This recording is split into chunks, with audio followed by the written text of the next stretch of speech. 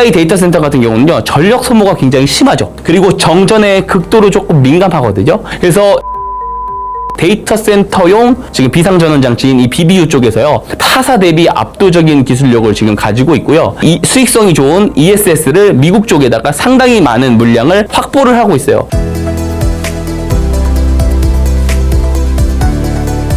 매주 화요일 저녁 8시에 진행되는 무료 특강 아래의 링크에서 신청하세요. 데일리경제TV 시청자 여러분 반갑습니다. 박성재 차성입니다. 오늘도 좋은 인사이트 같이 한번 나눠볼 수 있도록 하겠습니다. 코스피 시장이 신고가를 달리고 있는데 우리가 체크해야 할 리스크가 있다면 어떤 것이 있을까요? 코스피 신고가는 어떤 것을 의미하냐면 지금 우리 시장을 이끌어가고 있는 종목이 엄연히 삼성전자랑 SK하이닉스예요. 그러니까 코스피가 신고가라는 말은 지금 메모리 반도체 사이클에 대한 낙관론이 굉장히 강하다라는 겁니다. 그래서 이 부분을 우리가 조금 경계할 필요가 있는데요. 이 촬영 시점이 조금 애매하긴 합니다만 지금 촬영하는 시점이 4월 29일이에요. 근데 내일 4월 30일이 되면 아침, 한국 시간으로 아침 5시 반에서 6시 반 사이에 메타, 구글, 아마존, 마이크로소프트가 실적을 발표합니다. 이게 왜 중요하냐면 간밤에 오픈 AI에서 그 신규 사용자 매출 목표가 실제로 달성에 실패를 하고 있고 앞으로 이 막대한 AI 데이터 센터 비용을 감수하지 못할 수도 있다라는 말을 CFO가 직접 이야기를 했어요. 그러니까 AI 수요에 대한 의구심이 생기는 거죠. 자, 그렇게 이 내용이 나오면서 엔비디아, 브로드컴, AMD 이런 AI 반도체 기업들이 하락을 했단 말이에요. 자, 근데 지금 현재 보면 메모리의 주요 고객사들이 어디예요? 하이퍼스케일러 기업들이라는 겁니다. 자, 오픈 AI에서 지금 나온 이런 상황처럼 실제로 이 AI가 투자한 거 대비 성과가 이번 매출에서 나타나지 못한다라고 하면은 메모리 반도체에 대한 수요 사이드가 감소할 가능성, 즉 캐펙스 지출을 줄일 가능성 혹은 더 늘리지 않을 가능성도 우리가 한번 생각을 해볼 필요가 있어요. 자, 그래서 실제로 내일 빅테크 기업들의 실적이 매우 중요하다라는 이야기를 하는 것이고요. 물론 저는 잘 나올 것이다라고 보고 있는 상황이지만 또 잘 나오게 됐었을 때 이 메모리 반도체에 대한 사이클이 2개월에서 3개월 또 견조한 흐름을 보여줄 것은 사실이죠. 하지만 지금 우리가 생각해 봐야 되는 것은 하이닉스의 영업이익률이 72%라는 점이잖아요. 그죠? 하이닉스가 고부가 디램이라든지 HBM 이런 쪽은 실제로 수요도 많고 굉장히 단가가 비쌉니다. 그러니까 이 비싼 메모리들을 지금 굉장히 많이 사들이고 있는 게 현재 하이퍼스케일러 기업들이에요. 얘네들이 이렇게 투자한 거 대비 성과가 안 나온다면 무한정 캐펙스 투자를 늘리지 못할 것이다라고 보는 것이 합리적이고요. 이미 그래서 올해 하반기부터 이 캐펙스 지출을 줄일 수 있을 것이다라고 보고 있는 전망들도 꽤 나오고 있는 상황이에요. 제가 이야기한 거 아닙니다. 다만 제가 앞에서도 이야기했지만 지금은 잘 나올 가능성이 크다고 보고요.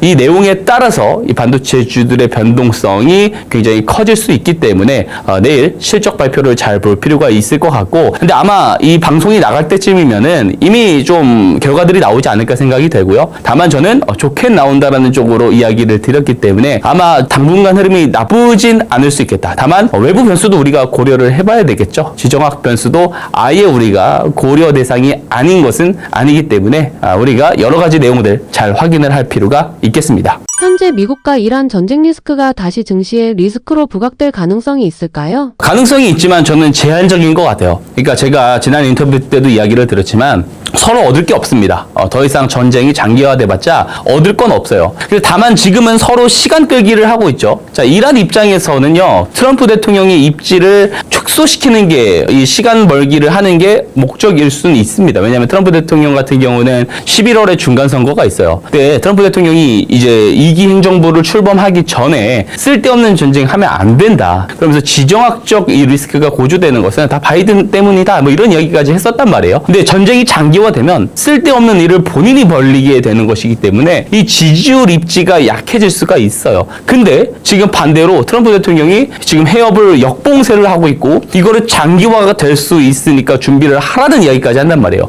이렇게 강하게 이야기할 수 있는 이유가 뭘까요? 이게 이란 측면에서만 이게 끌고 갔을 때 이득을 보는 게 아니고요. 미국 입장에서도 전략이라는 것이 분명히 있습니다. 뭐냐면 이란의 에너지 시설을 영구 훼손을 하는 게 목적이라는 거예요. 자, 지금 이란이 지금 기름을 계속 뽑고 있습니다. 근데 미국이 해협을 막아놓으니까 이거를 수출을 할 수가 없어요. 가지고 나갈 수가 없습니다. 자, 그러면 저장고에 쌓아놔야 되는데 이 저장고도 2주에서 3주 뒤면 다 꽉 찰 거라고 이야기를 하고 있고요. 지금 어느 정도냐면 과거에 퇴역했었던 이 VLCC 초대형 유조선이죠. 여기다가 기름을 뽑아서 실어 놓은 다음에 바다에다가 띄워 넣는 상황까지 왔다라고 하거든요. 그래서 이게 만약에 실제로 저장고에 더 이상 저장할 수가 없으면 이란은 어떻게 해야 되겠어요? 유전 밸브를 잠가야 돼요. 그러니까 잠가라 밸브를 해야 되는데 잠그면 문제가 뭐냐면 이란의 유전 시설이 상당히 노후화가 많이 되어 있기 때문에 이거를 잠근 순간 압력이 떨어지고 퇴적물들이 쌓이게 됩니다. 그래서 나중에 돼가지고 이거를 밸브를 다시 열라고 하면은 그만큼 기름이 안 나올 수 있어요. 이거는 에너지 인프라 시설, 그러니까 이제 이란의 유전 시설에 완전히 영구적인 훼손을 줄 수가 있는 거거든요. 그래서 이거를 믿고 트럼프 대통령도 장기화 해볼 테면 해봐 이렇게 나오는 거라고 보여지고요. 근데 이란 쪽에서 먼저 급한 티를 냈죠. 호르무즈 해협 봉쇄를 먼저 풀고 그 다음에 종전 협상을 한 다음에 핵 합의는 나중으로 미루자라는 이야기를 했는데 트럼프 대통령이 반대로 강경하게 나오고 있습니다. 레드라인을 싹 그으면서 야, 우라늄 농축 20년 동안 하면 안 돼. 이 이야기를 계속해서 압박을 주고 있는 거고요. 이란은 기존에 3년에서 5년 정도만 우라늄 농축을 하지 않을게 이걸로 합의를 보려고 하는 거잖아요. 근데 트럼프 대통령은 20년 양보를 못하고 그리고 지금까지 농축했었던 우라늄 다 반출해 이 이야기를 하고 있는 상황인 겁니다. 근데 이제 오바마 행정부 때도 이게 이제 핵 합의를 하기까지 2년 반 정도가 걸렸거든요. 그래서 이게 장기화될 거라는 우려가 있는 거예요. 이게 만약에 전쟁으로 확전이 되지 않더라도 이게 교착 상태가 길어지게 되면 유가가 높게 유지가 되잖아요. 그러면 시장에 다시 리스크로 부각될 가능성은 있다라고 보고 있습니다. 폴리마켓을 지금 한번 보게 되면은요, 6월 말까지 핵 합의가 안 될 가능성이 지금 월등히 높게 나오고 있어요. 그래서 지정학 리스크에 대해서도 너무 지나친 낙관을 하면 안 된다. 그래서 지금은 뭐 메모리 사이클, 메모리 반도체 사이클, 그리고 지정학 사이클 이 양쪽에 대해서 모두 다 조금 저평가를 하고 있는 것 같습니다. 만약 중동전쟁이 종전으로 가게 된다면 방산주들의 메리트는 떨어진다고 보시나요?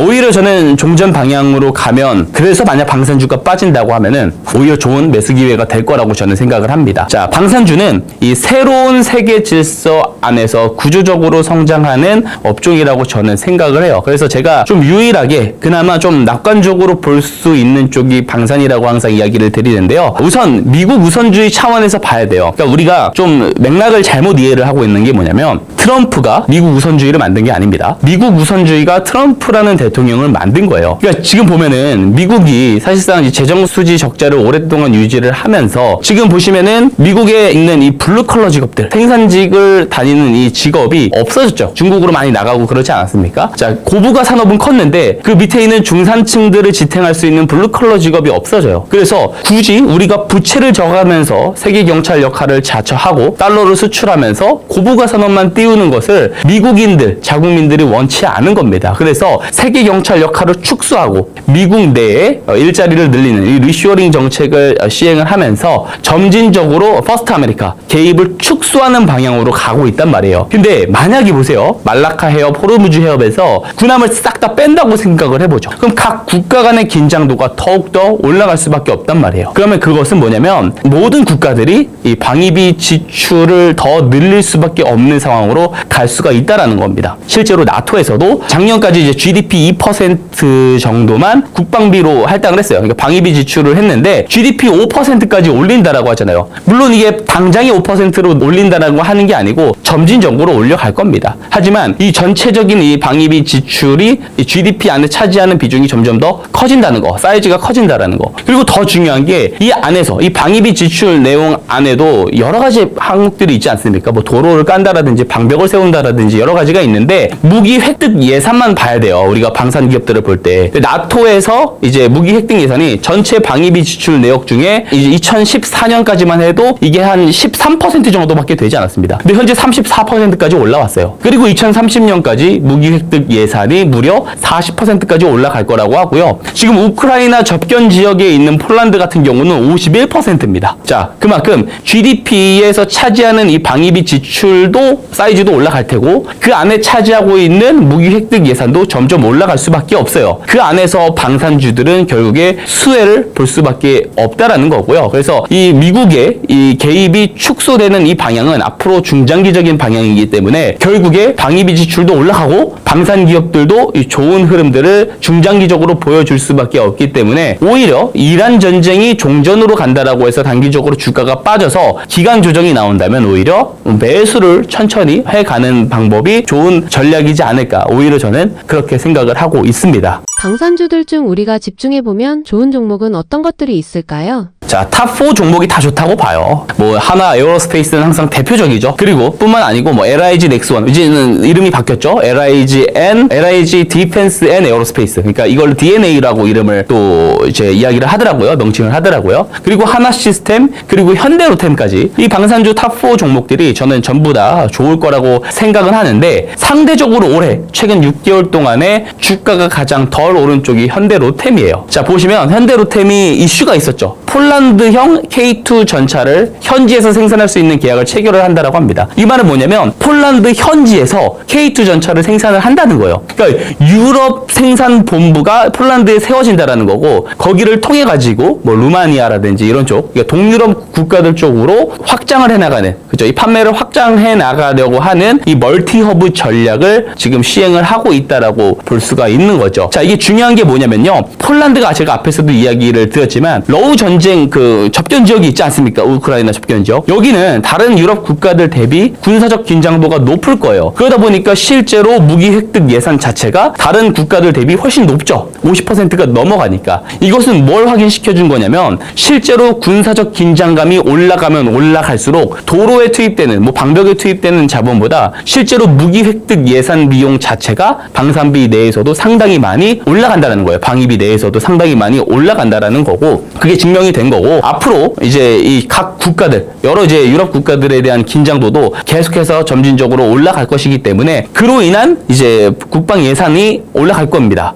이 무기 획득 예산이 올라감에 따라서 실제로 지금 폴란드에서 지금 K2 전차가 되게 잘 나가죠. 그리고 하나 에어로스페이스의 K9 자주포도 잘 나가고요. 그래서 이쪽에 대한 수혜를 현대로템이 많이 가져갈 수 있지 않을까라는 생각을 하고요. 그리고 하반기부터 이라크와 페루에서도 수주 도장을 찍을 것으로 예상이 되고요. 그리고 루마니아 쪽에 이제 내년에 4조 원 규모의 수주 잭팟이 또 대기가 되어 있어요. 그래서 이런 부분들을 좀 참고해서 본다라고 하면은 최근에 상대적으로 많이 올라가지 못했었던 현대로템이 다른 이제 방산 기업들 세 종목보다 더 좋은 위치에 있지 않나라는 생각을 하고 있습니다. 지난 인터뷰에서 LS 일렉트릭을 주목해볼 만하다고 말씀해주신 후 상승 흐름이 나오고 있는데요. 이 흐름이 지속될 것이라고 보시나요?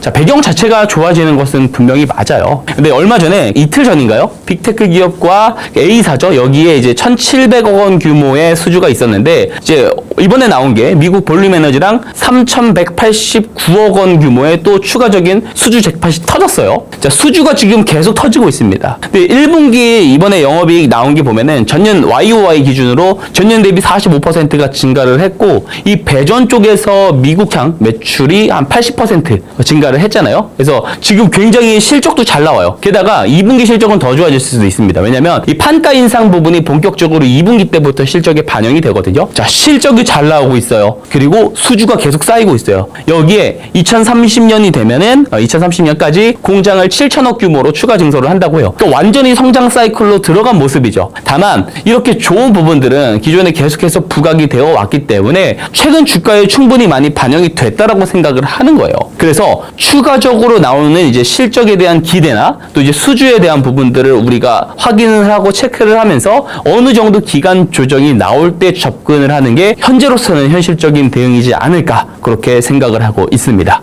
삼성 SDI가 LG에너지 솔루션 대비 강한 모습을 보이는 이유는 무엇인가요? 이거는 간단하게 이야기하면 ESS랑 이제 BBU라고 보시면 되는데요. 지금 현재 시장을 움직이는, 지배하는 키워드가 뭐냐면 이 AI라는 키워드거든요. 제가 보면은 광통신 최근에 강했죠. 반도체도 마찬가지고요. 최근에는 전력 설비가 굉장히 강하잖아요. 이 모두 지금 보게 되면 이 AI 인프라라는 키워드 아래서 움직이는 거거든요. 그래서 삼성 SDI는요, 이 AI 열풍 쪽에는 적어도 경우 LG 에너지 솔루션보다는 더 직접적이라고 볼 수가 있습니다. AI 데이터 센터 같은 경우는요, 전력 소모가 굉장히 심하죠. 그리고 정전에 극도로 조금 민감하거든요. 그래서 이 삼성 SDI가 데이터 센터용 지금 비상전원 장치인 이 BBU 쪽에서요, 타사 대비 압도적인 기술력을 지금 가지고 있고요. 그리고 LG 에너지 솔루션 같은 경우는 이 EV 비중이 높습니다. 전기차 비중이 높은데, 반면에 삼성 SDI는 이 수익성이 좋은 ESS를 미국 쪽에다가 상당히 많은 물량을 확보를 하고 있어요. 세간에 나오는 이야기로는 뭐 2년에서 3년치 물량을 확보를 해놨다, 이런 이야기들도 분명히 있거든요. 그리고 LG 에너지 솔루션이 공격적인 증설을 했잖아요, 그동안. 그래가지고 지금 전기차 수요가 감소를 하니까 공장의 가동률이 줄어들고요, 고정비 지출이 많아져가지고 이게 다 물매를 맞은 거예요. 근데 반면에 삼성 SDI 같은 경우는 증설을 그렇게 LG 에너지 솔루션 대비 폭발적으로 늘리지 않았고요. 자, 그래서 그렇기 때문에 현재 시장에서는 이 LG 에너지 솔루션보다는 삼성 SDI 쪽의 수익 개선 측면을 조금 더 높은 점수를 주는 것 같습니다. 자, 그리고 삼성 SDI 이번 1분기 실적을 보게 되면 영업 손실을 기록했어요. 영업이익, 영업 손실을 기록은 했는데, 중요한 건 전년 대비 YOY 대비 이 손실을 64.2%인가요? 이 정도를 감소시켰다라는 소식이 전해졌고요. 그리고 이 당기 순이익이 500억대 순이익을 기록을 했습니다. 자, 제가 항상 이야기를 많이 드리는 게 있는데, 어떨 때 우리가 주가가 가장 많이 올라가냐, 어떤 특정 기업이 어떨 때 주가가 많이 올라가냐면, 계속 적자를 보다가 이것이 흑자로 턴어라운드 됐을 때, 그때 주가 탄력성이 가장 좋습니다. 그 한 해 동안에. 지금 삼성 SDI가 그 정석을 지금 보여주고 있는 거예요.